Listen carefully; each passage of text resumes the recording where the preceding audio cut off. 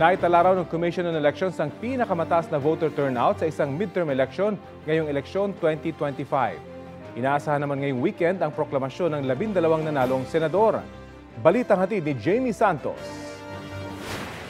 The Secretariat is hereby directed to issue the corresponding letters of invitation to the 12 winning senatorial candidates, and likewise for the supervisory group to recommend to us the exact date when the proclamation of the winning party list groups, organizations, or parties will be held. But definitely, the National Board of Canvassers had decided to proceed first with the proclamation of the winning candidates for senators by Saturday.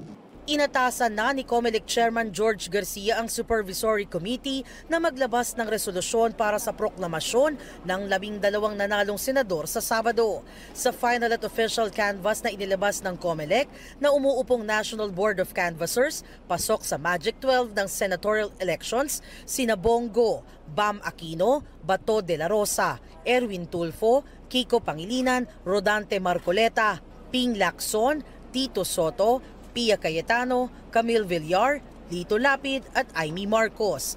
Idinaan pa ito sa auditing para matiyak ang tamang bilang ng mga boto. Sa party list group naman, ang top 15 ay base sa nakuhang boto at ranking ng COMELEC ay ang Akbayan, Duterte Youth, Tingog, 4Piece, ACT-CIS, Ako Bicol, Uswag Ilonggo, Solid North, Trabaho, Sibak, Malasakit at Bayanihan, Senior Citizen, PPP, ML at FPJ Bayanihan.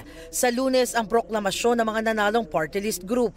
82.2% ang kabuang rehistradong botanteng Pilipino ang bumoto para sa eleksyon 2025 na siyang pinakamataas na porsyento ng voter turnout sa midterm election ng bansa sa kasaysayan ayon sa Commission on Election.